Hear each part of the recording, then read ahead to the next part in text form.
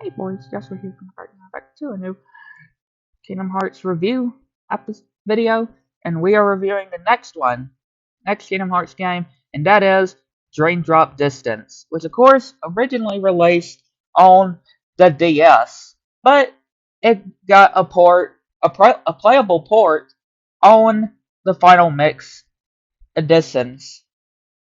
So yeah, I'm actually able to properly talk about this one as well, since it was actually made fully playable in the final mix versions of the game.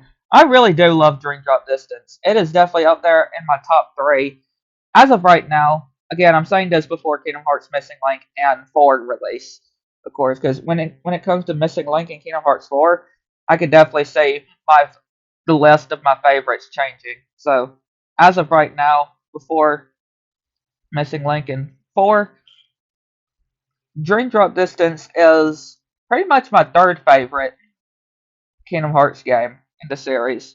And I just love the different worlds too. And actually going into sleeping worlds because of doing a Mark of Mastery exam. Yeah, doing the Mark of Mastery exam that Yen said gives Riku and Sora, and having to fight these new enemies that become great allies that we get to make, which I love the different things, the different Dream Eaters. Yeah, Dream Eaters, which there are two variants, of course. Nightmares,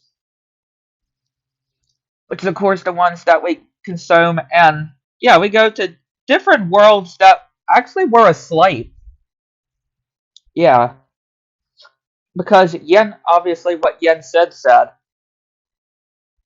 telling Sora, if you recall on your first journey, you brought many worlds back from the darkness, but some never return completely, and they still sleep, and they're in a sleeping world. Yeah, they're still asleep and need to be woken. And that's why, again, the main objectives finding the 7 sleeping keyholes. Again, going for both Riku and Sora. And again, speaking of Riku, you actually get to play as Riku as well, which is my favorite part of Dream Drop Distance. Riku's mechanics. And again, they both have their own separate areas in the Disney worlds as well. And the worlds that we get to go in this time round is Traverse Town, which it has a advanced good upgrade to, with a new district, or really two new districts, I guess you could say. Yeah, we have Humpback of Notre Dame, we have the Three Musketeers, we have Tron, yep, the return of Tron's world, we have Sorcery of Symphony, and of course, the world that never was. We have. And again, I just love that. They did really good when it came to the Disney worlds, though. But did you know that there was actually a cut world from Dream Drop Distance, especially back when it first released on the DS, and that was Treasure Planet. Yeah, Treasure Planet was going to actually be a world, because I actually did talk about that before. Remember, if y'all seen that one, I did talk about the cut worlds that we may have seen one time or several times and not again, or that were cut completely from the final game. And yeah, Treasure Planet was actually going to be a world in Drop Distance, but was actually cut. And of course, the whole introduction of really young Xehanort as well, and the real organization, and bringing back Master Xehanort too. And I just love the boss fights in this game too. I love the boss fights and the different keyblades that you get, especially some new ones like End of Pain, which that was a pain to get, no pun intended.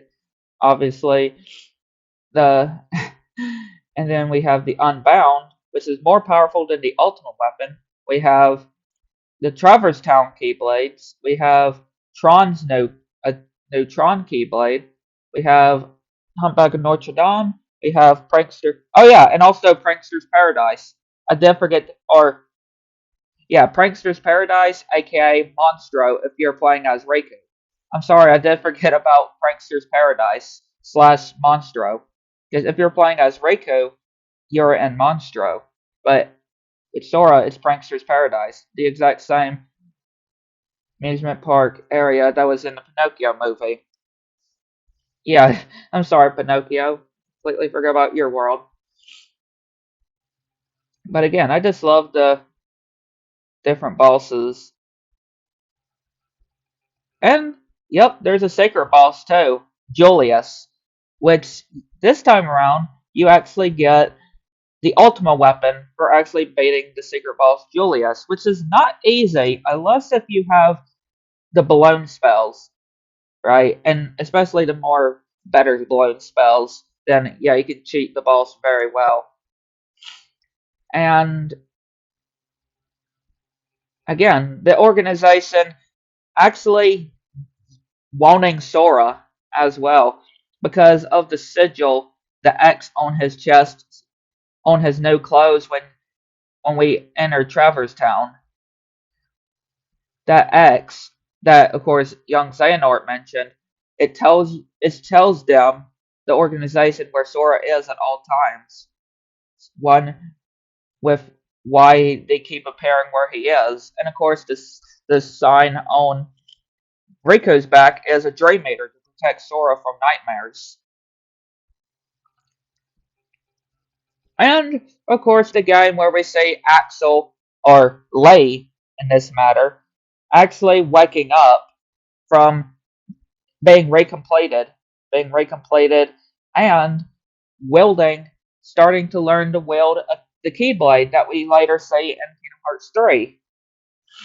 And of course, in the secret ending, we see Kairi being brought into Yen Sid's tower to be also wielding the key, wanting to learn more of wielding the Keyblade with some training.